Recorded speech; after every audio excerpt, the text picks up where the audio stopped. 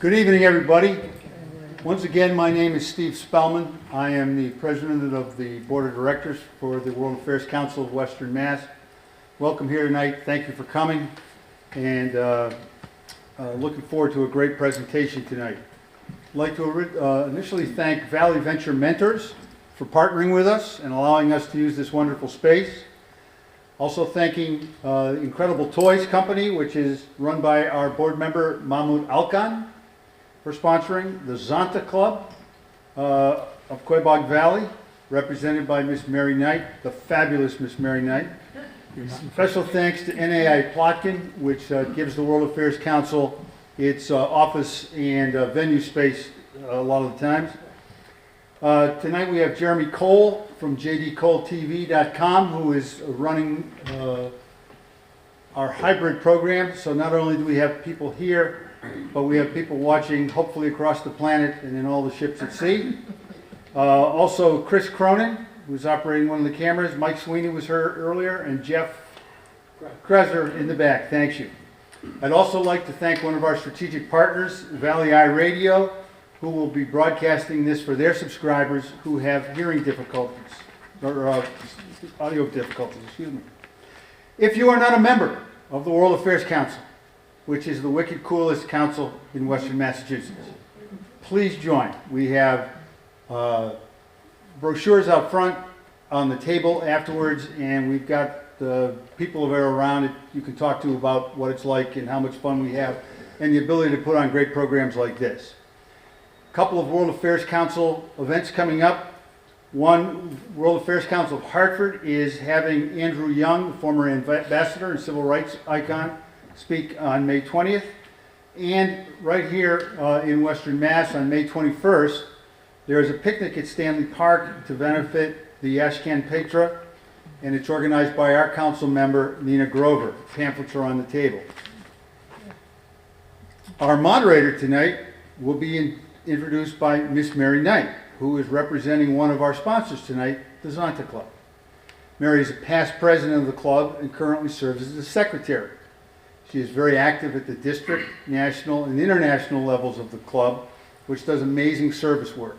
In 2021, she received the inaugural Mary Knight Award, named for her, which shows you how important it is, what a poor person she is. On a personal note, my wife, Liz Deneen, is the CEO at the YWCA, and the praises that she sings of Mary Knight all the time and the Zonta Club, of the wonderful work that they have done and resources they have supplied to the YW to help with the domestic violence shelter, sexual assault programs, teen mom residential programs. It is a constant flow of admiration for your hard work. And so, folks, I give you Miss Mary Knight.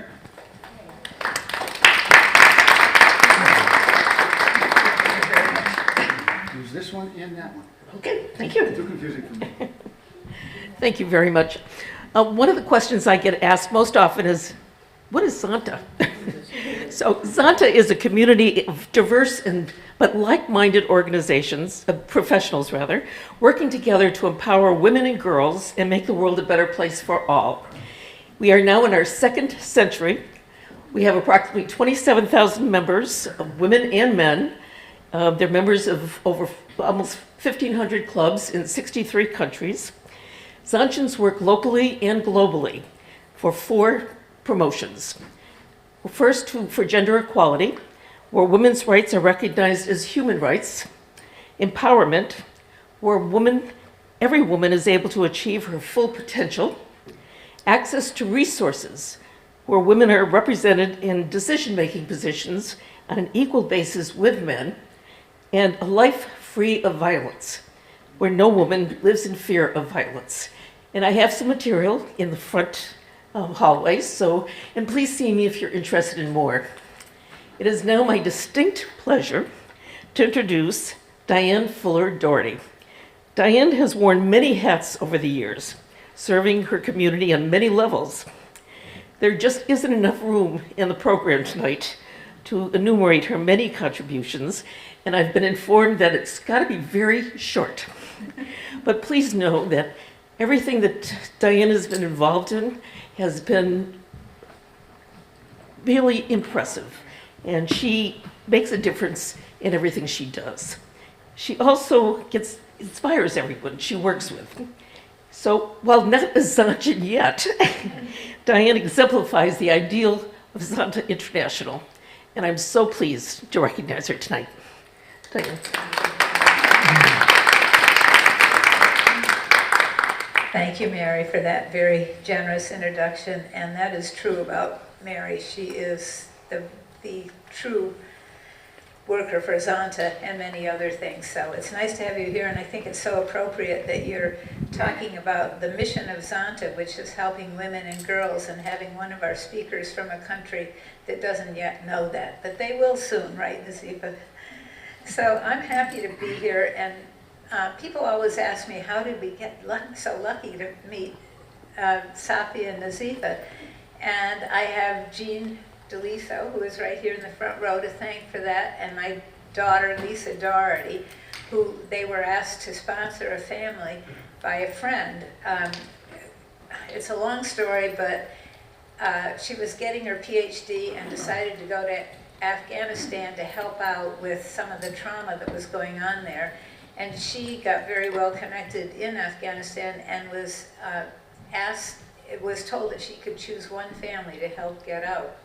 So you will hear about that tonight, but this is the lucky one family that we had the blessings to be able to house for a brief time until they found their permanent housing in Agamum, and we're very happy to have Safie and Nazifa with us, and they have a darling little boy that I wish you could see him. He is precious. He's 5 years old, and he goes to the community music school, which many of you know, and he's really, really enjoying it. So I'm going to just give you a quick summary of who they are and what they've done, and they're going to weave some of that into their stories tonight, which is going to be a mixture of a little bit about Afghanistan, the 20 years that we were there, what the impact was, what it wasn't, and then they're going to also weave in their personal stories, which I think will be much more interesting coming from them.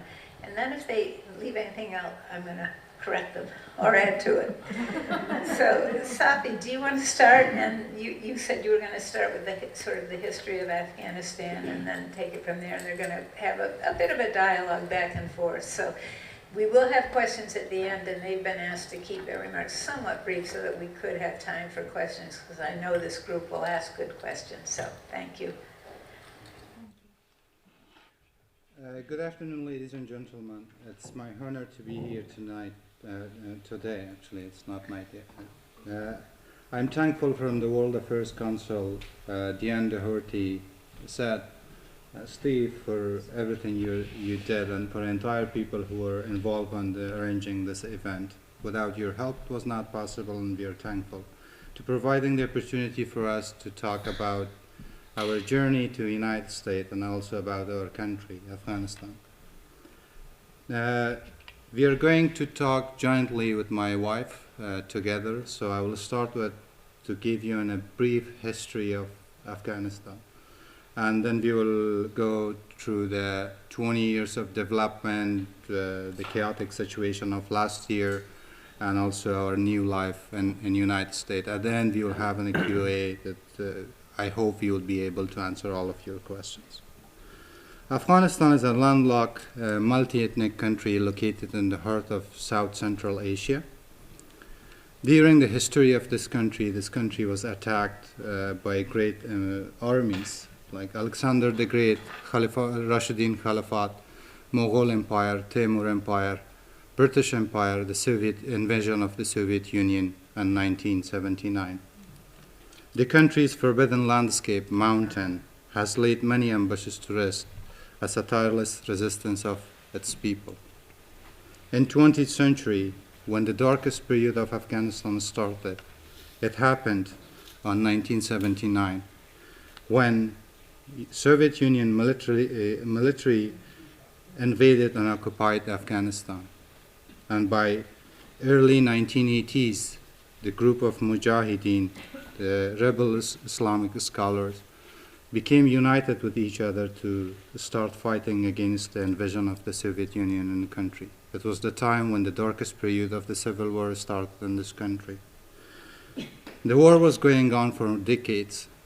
More than 3 decades, Afghanistan suffered the casualty of the war and loss of the human there. During the war, which happened with the fight against the Soviet Union and also civil war in the country, around 2 million people have died. 3.5 million fled out of the country. In 1989, based on agreement, Soviet Union withdrew from the country. But Mujahideen continued the civil war in the country for the sake of power. And this war was going on in Afghanistan, and also the fight against the government of Dr. Najibullah, President Najibullah, which was supported by Soviet Union until 1992. So while the Mujahideen was continue fighting with each other for the sake of the power, in 1996, Taliban, Islamic religious extremist students, rose up in the country and they took control of entire the countries. That was when the darkest period of lack of education, lack of access of the women and the basic rights, on their basic rights started. I'm not going to touch on that one, so we will come back on it. The Taliban's regime was going on. Okay. Is it good enough now? So the Taliban's regime was continued going on until 2001. After 9/11 attack, United States and NATO allies started the bombardment of Afghanistan, which caused elimination of the Taliban's regime from the ground, and a start of democratic period of Afghanistan. And a golden opportunity for Afghanistan was provided. Election happened. President was elected by the people of Afghanistan. The opportunity of education for boys and girls was provided. Establishment of democratic government, rule of law, trade and investment, and a sort of infrastructure building happened in the country. I can give you a few examples and just a few major projects which happened in the last 20 years of the president of the international community in Afghanistan. For example, I can name Salma Dam, which was established in 2016. This dam was able to provide 42 megawatt of electricity and was able to irrigate 75,000 hectares of farmlands. The Islamic Republic also undertake regional connectivity projects. Those include the following: TAPI, Turkmenistan, Pakistan, Afghanistan, India pipeline; CASA, Central Asia and South Asia transmission line; another TAPI 500, Turkmenistan, Afghanistan, Pakistan transmission line; Lepis Lazuli, which was on a transit trade agreement with a few countries. Transport route like Chabahar International Transport and Transit Corridor was established, which allowed Afghanistan, the landlocked country, to have access to the sea. The connectivity project and digital Silk Road and gradual implementation of this project provide jobs especially for the youth and give the people some sense of hope and optimism about their futures. While this development happened, still the country suffered war. There were groups of the insurgent Taliban, ISIS, which they directly attacked and targeted this project and the people of Afghanistan. As a result, the number which I provided is not an exact figure, could be changed, but for whatever I found it is as follows. Between 2001 and 2021, United States Armed Force, number of casualties around 4,000 people. Afghan National Security Forces, above 80,000. NATO allies, 1,500, and Afghan civilian, it's above 100,000 people. Those were the example of the major development happened on the economic system of the country. The improvement of the women's rights, participation of women in the public service institution was something that Nazifa will talk about it. And then I will go back and talk about the rest of the subject we have. good afternoon, or maybe good evening. But still, I'm confused with the time in here. I can see the sunshine up to 7:30. That's why I don't know it is good afternoon or good evening anyway. And also, I'm confused with the weather of here too. One day it's getting so hot, the second day it's getting so cold.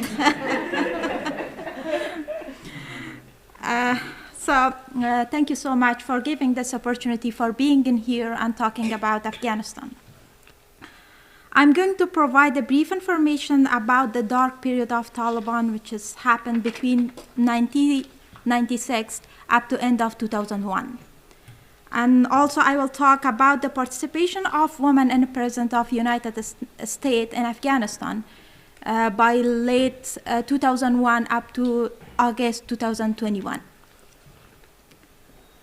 In Taliban's regime between 1996 to almost the end of 2001, this terrorist group was against the education of girls, participation of women in public service. Women did not have access for their basic human rights. Music was forbidden. Taliban restricted religious practices for the minority group of Afghanistan, like Shia and Sikh people. Afghanistan became a safe haven for Al-Qaeda group. As an example, I was one of the victims on that period. I was eligible to go to school for the first grade, but I couldn't join to go to the school. Because Taliban forbidden educations of girls in Afghanistan. I was disappointed to see my brothers that they were able to go to school, but I couldn't because I was a girl. With support of my family, I had a kind of self-studying or home school in my house. All of my family members, my parents, my aunts, my uncles, they became a teacher for me. I didn't have the feeling to being in a class with other girls and boys, but I conduct my education at home.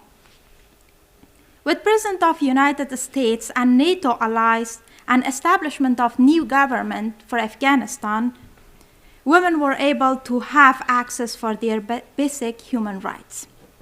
An education opportunity was provided for women.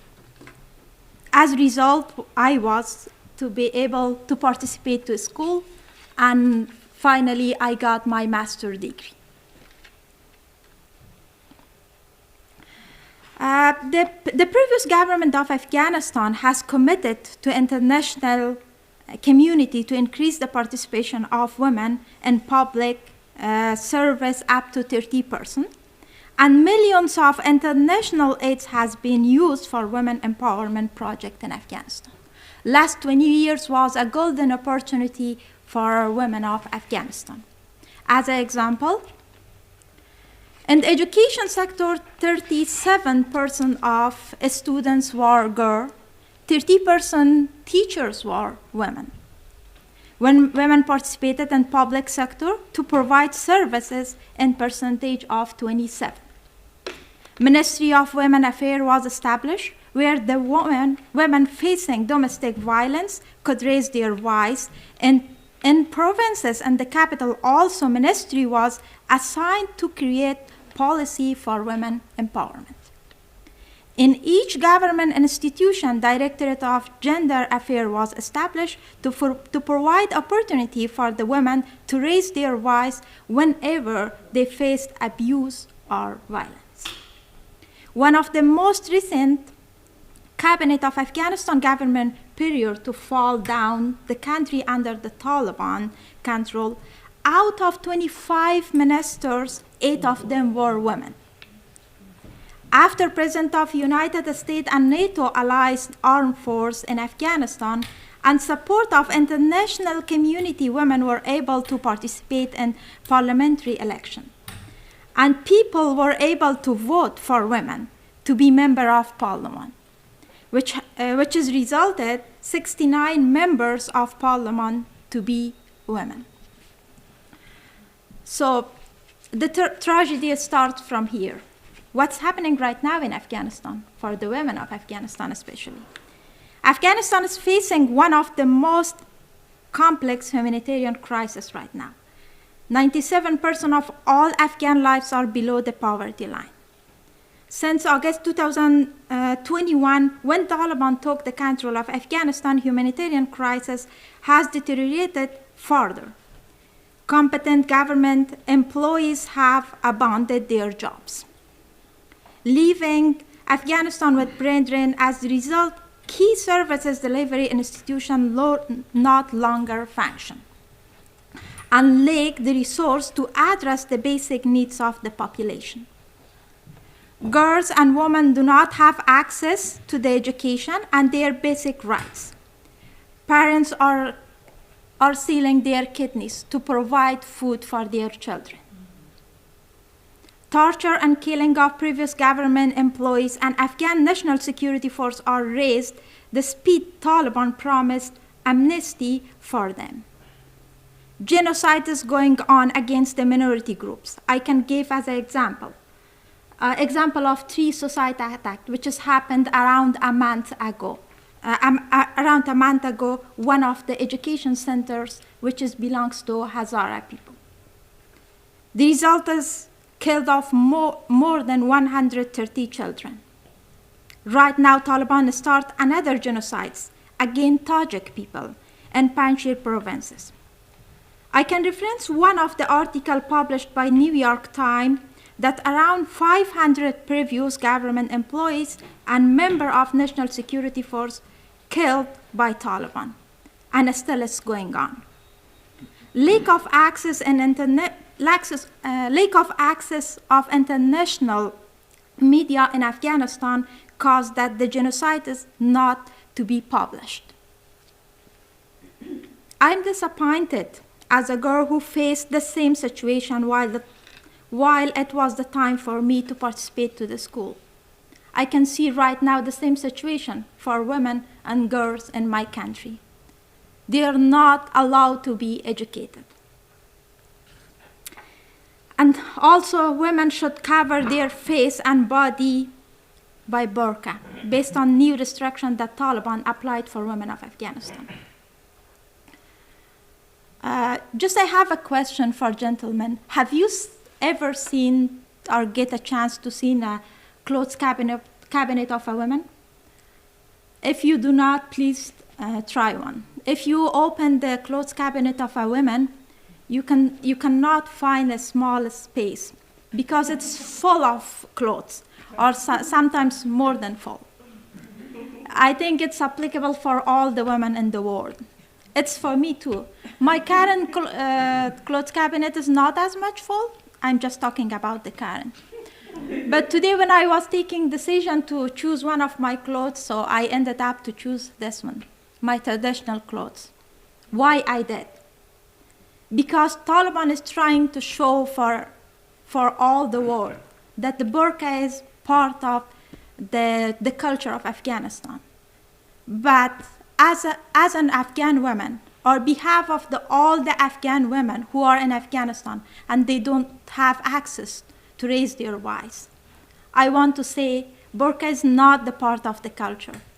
This clothes that you see in here, this is the traditional clothes of Afghanistan. It is the typically Afghan woman. I'm just not covering my head, but normally the other women in Afghanistan that they're putting on their head. So, I am the luckiest woman who found being treated as a human in the United States. Whatever, when I'm thinking about everything which has happened during the evacuation, and also starting new life in the United States, it is so hard for me. And sometimes I cannot control myself. Because when I'm talking, I immediately start to cry. The previous time which I did for Zanta, I practiced many time to just control myself. And thanks God I did that one. So for this time, I asked from my husband, Safie, to tell you more about what happened during the evacuation and about our new life in the United States. Safie, please. Thank you. So now I'm going to provide general information about the August 2021, what happened in the country and how the country was fall down. On 15th of August, the panic spread among the civilians of the Kabul city, capital of Afghanistan, that the Taliban seized Afghanistan and they seized the capital. It was true. The Taliban ambushed in the city, so they took the control of the Kabul city. Me and my family, to make it a kind of more, give you a detailed information from the ground, I will share in a part of our history. Me and my family, including me, my wife, and our 5-year-old son, we escaped from our own house. So we were in a hidden, unknown place until the time of evacuation. Someone will tell me that, they may ask me, like, why you escaped? So why, is there any reason? So the entire population should escape or not? It had reason. Our family's affiliation with the international aids in the country, assassination of Nazifa's father in 2015 by Taliban, my current job on that time, but previous job as a public servant in the presidential palace of Afghanistan. So it caused all those things for us to escape from our house. We were in a hiding place until 23rd of August. On 23rd of August, we got an instruction with the security gate pass to go to the airport. So we decided to be in a part of evacuation. We packed entire our life in the 2 small backpacks. We started our journey to the Kabul airport. Once we reached to the Kabul airport, we noticed the chaotic situation of the hundreds of the civilians gathering behind the Kabul airport gate and trying to get inside the airport, the only possible departure place out of the country, which was under the control of U.S. Marine and U.S. I noticed U.S. Airborne Unit was also there, but I don't have more details about which other units were there. Some tried to climb the barrier walls to get inside the airport. Some tried to push themselves to the gate for the sake of getting inside the airport. We started this journey for 4 days behind the Kabul airport gates.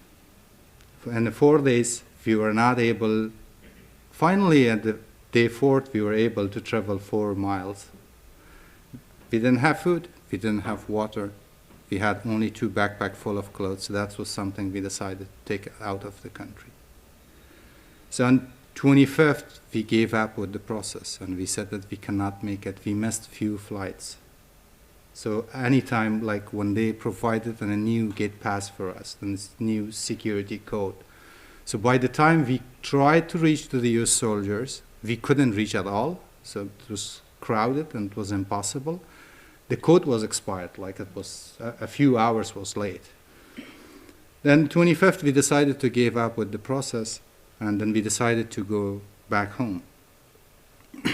While we were on our way, we got another instruction to present ourselves in a specific location.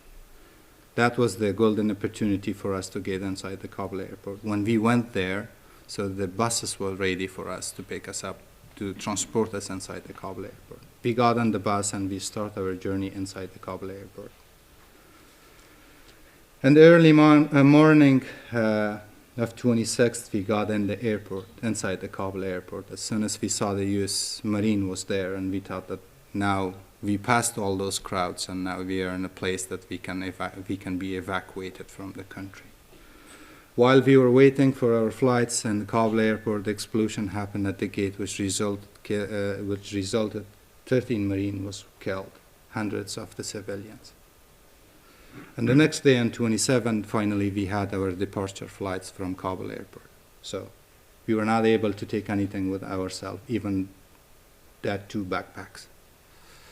So the U.S. Army told us, especially I noticed it belongs to the U.S. Air Force. They said that we have lots of people. It was true. There was lots of people on the ground in the Kabul airport.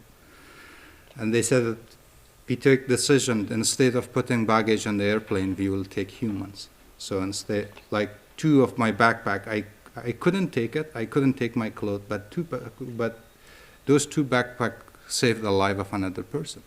So their decision was wise. So we had just a pair of clothes, and we got on the airplane with lots of people together, and we got to the Qatar, Doha. We spent 4 days in Qatar, and then we were transported to Ramstein Air Base in Germany. Again, we spent a few days in Ramstein, Germany. It was part of the evacuation process of Operation Allies Welcome. Finally, on mid-September, we arrived in the United States. We ended up in D.C., and from D.C. we ended up to Indiana in Camp Otterberry.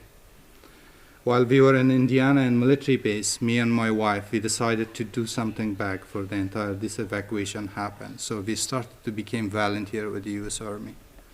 We provided English classes, we provided translation service, and we helped them with the distribution of clothes, food, supplies, and hygiene for the evacuees. During the time we were there, we received everything. We received clothes, we received food, we received medicine, and anything we needed. Children received toys. Like the soldiers were helping all around for the people, all evacuees of Afghanistan. So by November 10th, we arrived in our final destination, Massachusetts, to start a new journey of life and start a new life without anything. So, but we were lucky. Well, when Dianne said about our friend, Laila Schwartz, so I used to know Laila in Afghanistan. She was providing shelter for the orphan children in the country. And she spent her life in a charity organization to help others. She's from Long Meadow, from Massachusetts. So she introduced us to Jean DeLiso and Lisa Doherty, to DeLiso and Doherty's family. So once we arrived in Massachusetts, we ended up to Dianne's mansion. We spent a few weeks there. So still I have the security code of the gate. So anytime when she's not there, I go there. Like last week we went there to use the swimming pool, but she was not at home. Luckily, these two families, the DeLiso and the Doherty family, did not let us to feel being alone in the community. The community overall were very helpful. And we started our new life by their help. Currently we are living in Aguam. With my 5-year son, with my wife. I'm running a federal grant helping other immigrants and their financial stability. And Nazifa is working with the Save the Children global finance team. And our son's 5-year-old son, he joined the community music school of Springfield. He learned lots of things about the United States, more than what we learned. And still we are on a stage of learning more. And now he's correcting our accent. So this was our brief information about our start of life. But I just ask you to please, if you have any service member in your family, if you have a friend, if you have a neighbor, just please tell them thank you for your service. We saw that how hard they worked. And I remember that how our servicemen in Afghanistan lost their lives, to sacrifice their life for the better of our life, that we had a good sleep during the night in Kabul city. Same thing happened with U.S. Service members. They sacrificed their lives for the United States, for this country to be the greatest country in the world. During our journey, we became friends with a few of them. There was lots of them. I cannot remember their name. For those who were in Qatar, those who were in Ramstein, Germany, and Camp Otterberry in Indiana, like I had 3 friends over there. First Sergeant Masaga, Captain Cumming, Sergeant Bohan. So they were a part of our new life. They were the people who always chat with us, who always encouraged us for our new life. And they always asked us, what do you need? What should we bring for you? Do you need, even if you need something that it's not provided, then let us know, that we will go and check that if we have it, we will bring it for you. So I hope that they will watch me today, and I hope that they will If not, watch this video in the future. But thanks for their service, and thanks First Surgeon Masaga, thanks Captain Cumming, and thanks Surgeon Bohan. So you caused to encourage us for our new transition. To conclude, so we tried our best to give you a brief information about the history of Afghanistan. So like the measure and a very small example of what was going on in Afghanistan, the development, infrastructure, and again, the fall down of the country under the Taliban's regime on August 2021, and the history of our evacuation as a part of Operation Alliance Welcome. And that's all I have it. So thank you so much for your interest, and thanks you so much for your patience that you listened to all our talk today. We are ready to have your questions. In case if you have any question, then please let us know, then we will try our best to answer it. You need to go up to the microphone so people at home can also hear you from wherever they are.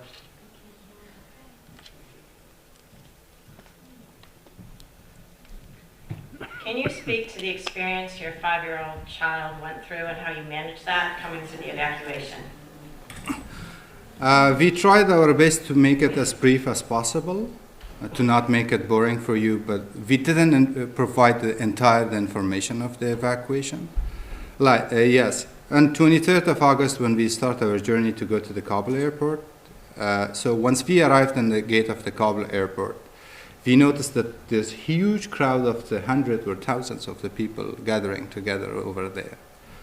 So the U.S. Army, and there was a few units of Afghan Army active inside the airport.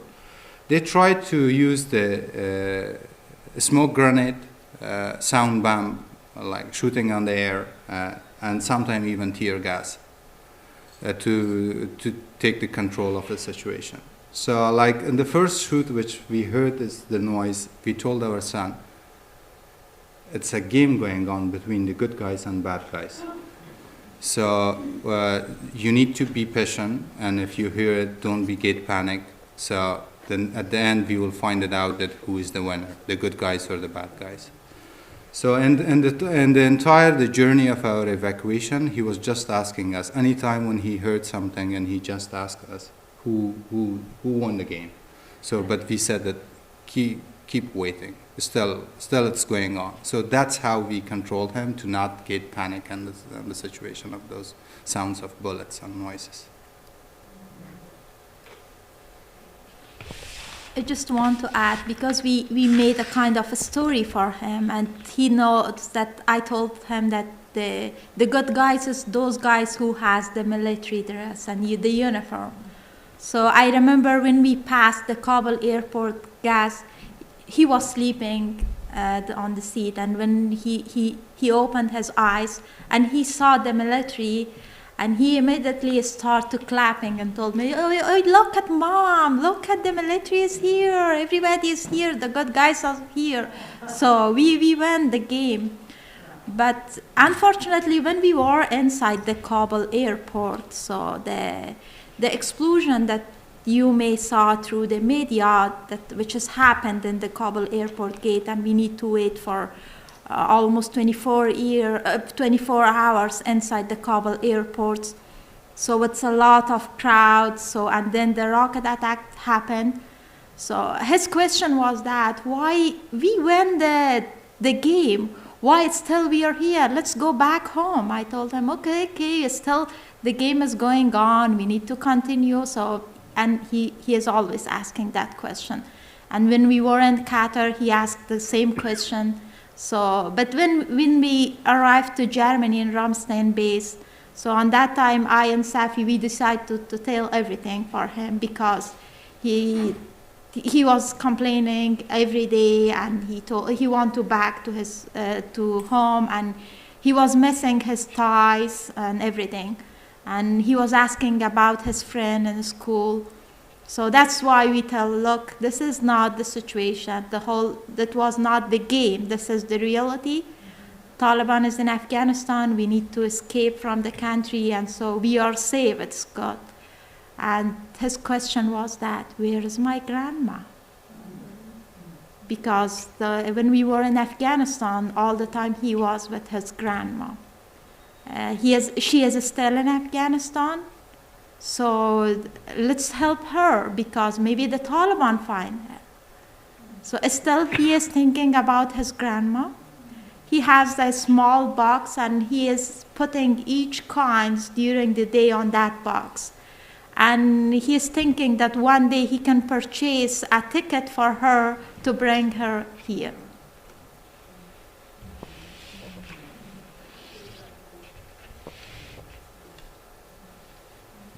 Other questions? If you have a question, please come up.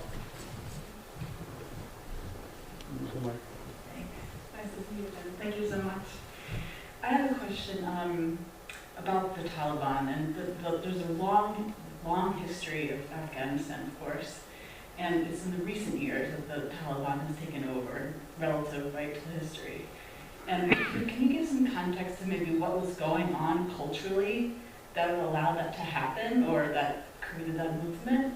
And then the second part of the question would be, do you see any hope for it to also then be suppressed again, knowing what you know of the culture?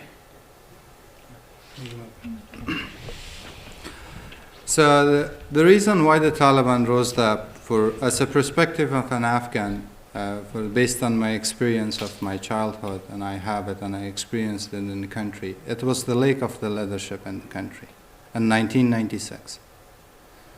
Mujahideen groups, they were fighting with each other for the sake of power. So there wasn't any specific centralized or decentralized government in the country. So that's why this lack of opportunity, this lack of leadership provided opportunity for another extremist religious students group to be created. And by the way, this group was not created in Afghanistan. I don't like to talk politics, but this group was supported by Pakistan. In 1996, they rose it up with the support of the Pakistan, especially the Pakistan intelligence agency, ISI. And they rose up in the country and they invaded the country. From Pakistan, you said? Yes, correct.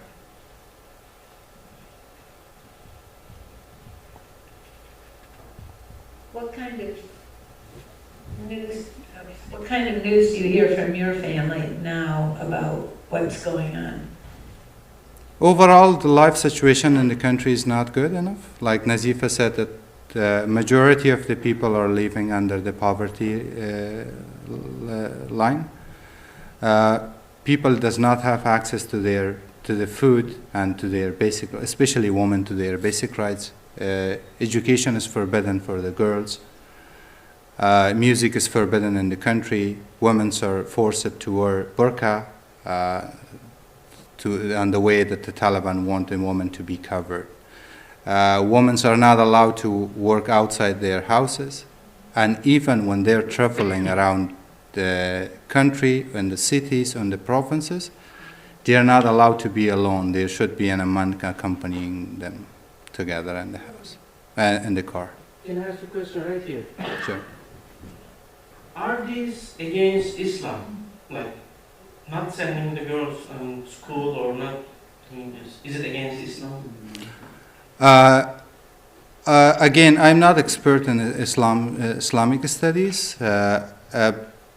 Yes, it is against Islam. No, I didn't see any. Sending girls to school is not against Islam. It's Here in Western Mass, there are too many Muslim women I know. They wear hijab and everything. They are doctors. They are lawyers. Would you allow me to answer your question? I couldn't find any religious. Again, I will repeat that I'm not expert in Islamic studies to answer specifically. But as long as I know, based on my knowledge and my experience, none of the religious is against the education. All the religious says for the people to be educated. And even the way which they dress, the Taliban dress the woman, it's not mentioned in Islam. And so where are Taliban getting these ideas? Where are they getting these ideas? They are not representing Islam at all. I read Quran, I read Hazrat Muhammad's life, I don't see anything related with Taliban or ISIS. Nothing. Nothing. What they are doing is all against Islam. For what I believe that Taliban's not representing Islam. They are in a terrorist group, and they were terrorists in the past, and still they are. They made Afghanistan to become a safe haven for other terrorists in the future. Like ISIS, they start their operation in the country. So again, if we talk about the Taliban or ISIS or any extremist group, they do not they are not representative of their religions. So it's a kind of an extremist movement which they are against the development. Thank you. Other questions? I don't know if you all heard that Nazifa's dad was the governor of the province that he lived in, that they lived in, and he was assassinated by the Taliban, which was part of the reason that they had to get out. And her family now, her mother and two sisters or three sisters? Two sisters are in Poland. And they're there with, the girls are going to school, and the mother is coping, but it's pretty sad to think of their family scattered around the world, and they're not the only one that's the case. And Safie's family, the mother is still in Afghanistan with Safie's brother and his family. So it's a very hard time. Other questions, comments? Yes. The first thing that I do want to say is I'm sorry as a person who survived the war, and welcome. But one of the questions that I wanted to ask is, are there any organizations that are in Afghanistan helping the people there? If you know any, and I think I forgot my second question, I'm so sorry. Certainly. Yes. Take your time, take your time. Yeah, and what would you like to see done in the future for Afghanistan and the women, and what would you want the Western world to do for the women and the children that are there right now, the people that are suffering? About the organization, because all the countries are international countries, they are not recognized the Taliban regime in Afghanistan. I hope that they continue this situation.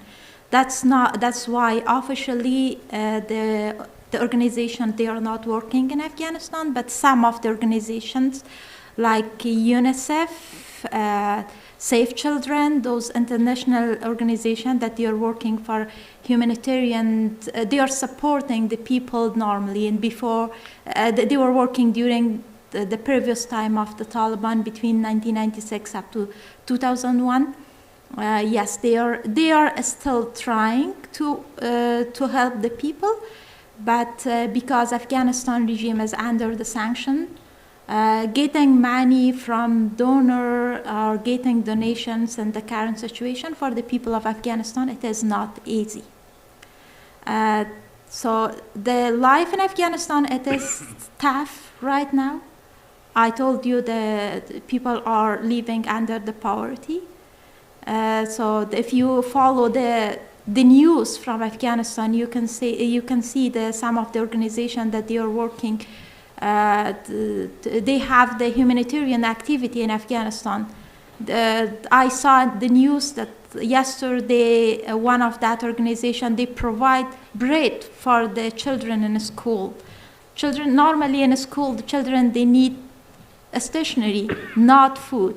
So because the bad situation which is going on in Afghanistan, they decided to give some food for the children. About the future of Afghanistan, especially the women. The women of Afghanistan right now do not have any future. The doors of schools, educations, they are closed for them. They need to cover their face, their body with a special restriction which Taliban apply for them. So the only hope for the women of Afghanistan is that the international communities can help them. So it is, I'm not a person who know more about the politics, but just as experience that I have in Afghanistan, as a woman who grew up during these difficulties in Afghanistan, there is a political game is going on. So then the poor people of Afghanistan paying for that. I hope someone can do something for these people. Thank you. To also add about on answer of your question for the future of sustainability of this funds and donation and project in the country. So as a perspective of an Afghan, I recommend that there should be a survey or an assessment should be conducted about Afghanistan. What we learned in the past and how the project failed and what was the cause of the fail of the project. So we need to do an Afghanistan study again to conduct our future cooperation on that country. But people in Afghanistan, they're suffering. They're suffering to death. Lack of education, lack of food, lack of medical. It's quite difficult for the people. But and the country is under the control of an extremist group, which they do not represent anyone else. They have their own visions. They took the entire country as a hostage.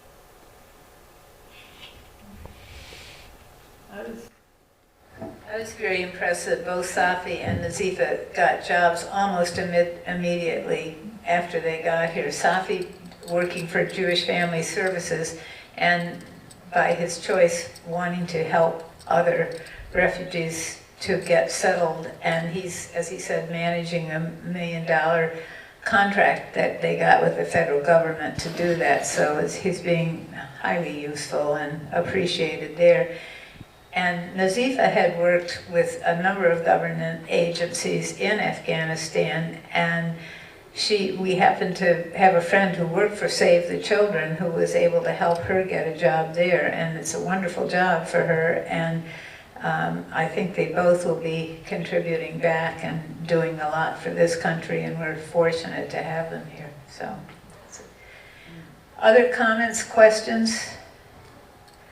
While you're thinking, if you do have more, we do have a couple from Sudan who wanted to tell us a little bit about their experience or make some questions or comments. Or I was going to say, well, first of all, thank you very much.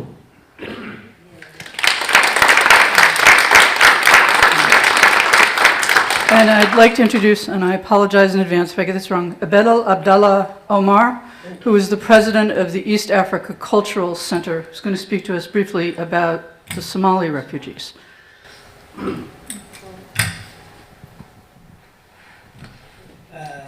Welcome to America. We are not refugees now. You are new African American in America. And I think that it will take time to forget what happened in Afghanistan, to group community in America, Afghan groups, to come together and build a new idea, teach your children how to overcome that problem for the future. Good evening, everybody. Really, I'm from Somalia. And we Somalis were living in Springfield. No more people know us, we are here. Really, I'd like to say thanks to the Turkey community who work very hard for their community and work together. But we Somalis, we have a cultural back home which we expect the government will come and help us. And when our community sees a town, they think all these buildings and everything is the government buildings. Most of them, they come from a Jewish family, and they know that Jewish family is the government. They don't understand the way they serve for themselves and work together as a community, because America is a community. Every American is a survivor from problem. From Mayflower to Afghanistan today. We are all refugees. First refugees, they saw problems. Mayflower people, they saw problems. They crossed. And country without roads, without buildings, without towns, without doctors, they survived until they reach Thanksgiving Day. Really, Afghan people, you are the luckiest people in the United States to come easily to the United States. And thanks to the current president who allowed them to come in this way. I hope if this president is not here, that was not very easy then to come like this. And really, let me get back to Somalia and East Africa. We East Africans, we are many groups. If you go from here, Springfield to Holyoke, you will get new language. You come from the ocean side, you will see Somali speaking people. You come inside, you will see Oromo speaking people. You go inside, you will see Tigray speaking people. You go inside deep, you will see Amharic speaking people. These all people, really, once they have got common umbrella to live together, but the problem of not understanding each other, there is a great problem with the language. They are not understanding. One Somalis, he wants to Oromo area to learn religious Quran. And he travel a long time and he comes somewhere. So they see this person is very problem. They gave him something to sit down and they gave him food. And they say sleep in their language. Well, that means Rafo. And Rafo is another language that will kill you. One of us will die, he said, if I were there. So language is one of the problem, playing the problem, people not coming together. But really, our back problem, we forget, and we are trying to build, to make a local integration. But the local integration, we have a problem because of not having other communities contact, no other supports. We are an organization, 10-year-old. We don't have 501c3, but we have a sales certificate and tax ID. We didn't apply any guarantee and ask. I use my credit cards to buy papers and inks to help my people. Because unless I call them and say, come, do this one, the person is not going to do. They don't like appointments, they don't like appointments. If they need something, I have to go them their home and say, do these things. Because they learn government helps the people, feeds the people, and they depend these things. Really, they are doing great things. They are buying houses, landlords, being landlords. Children are learning. Really, maybe the next generation, there will be a change. But the generation who come here, mothers are not learning. They don't believe they can learn something. And there is a culture, but Afghanistan people crying for women. Still, we have a problem. Women have to stay home and take care of the children. That's the idea. We are not banishing them, but what they take it from their mothers and mothers and mothers. One person, he asked his wife, dear wife, when I go to restaurants and eat fish have tails. But when I eat in the home, fish have no tails. What's wrong? Oh, this I learned from my mom. I went to his mom. Oh, what's this problem? She said, I learned by a grandma. What's the problem? The stove, the things I used to cook is very small, so we have to cut the tail. They told him. So the problem is one cultural things are happening, and really we survive, but we're not getting support. Our community is not understanding to stand together and support themselves. Really, they support one way each other. When marriage or something is, they go and come together. But as a community, and the problem we saw, in the problem we are facing, our nearest groups are African Americans. If you go there and ask help, they don't have center for themselves. The neighborhoods have no centers for African Americans. And same we don't have centers to come together. Jewish family, they hire us 3 to 4 people. Caring health centers, they hire us. But they said, do not hire the people. People go to them. Mercy do not hire. They use translators.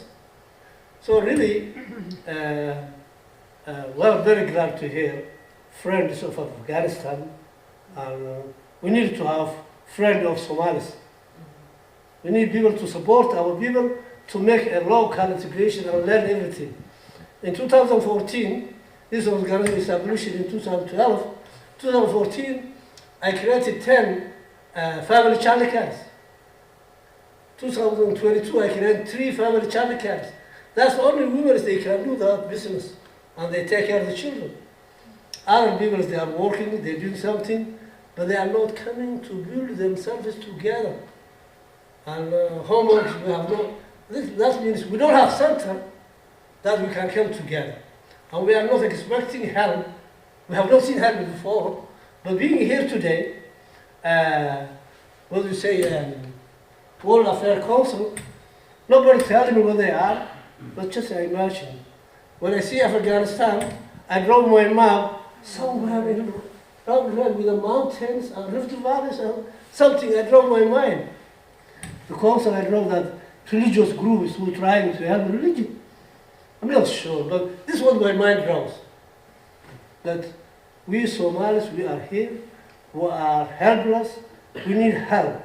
We need groups to befriend and support us, to get a center for the community, to develop the mothers to learn themselves to stand up for themselves, for education, for their children, because they're waiting the husbands.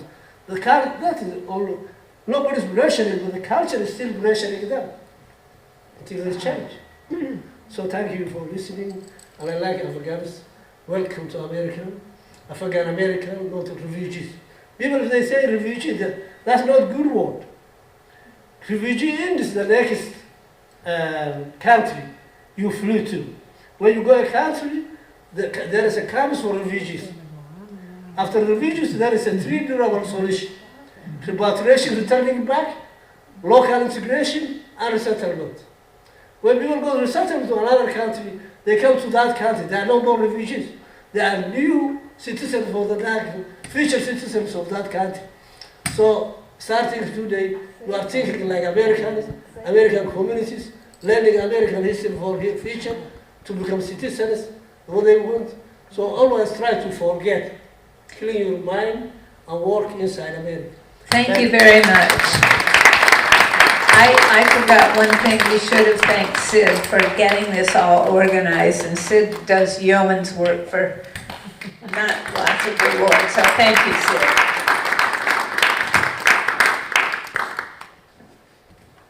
Can I speak into just this one, Jeremy? Is that okay? And I'll speak loudly for the people in the room. Thank you very much. I will also say Nazifa and Safie and Dianne spoke to the Zonta Club, which I am a member of and a proud member of, in January, and I knew that they would be excellent here. So I'm especially grateful to Dianne for arranging this, and for Nazifa and Safie for sharing their stories. I am grateful to Incredible Toys and Mahmoud Al-Khan for sponsoring, and also my Zonta sisters who contributed to this. I have some little presents for each of you. They are from Prosperity Candle, which is based in East Hampton, Massachusetts. And the candles are made by refugees who live in this area. And each candle has a little story about the candle maker. But the company began by making, by doing sort of a business in a box, which they would send to Iraqi war widows so they could make the candles. And then they also sent a business in a box to Afghan war widows, and they made little bags that the candles would then go into. So I'm delighted to share these with you, and thank you very much. Thank you all for coming. Eat more. Eat more, take more. There's stuff to take more, so take more food. Thank you very much. Good night.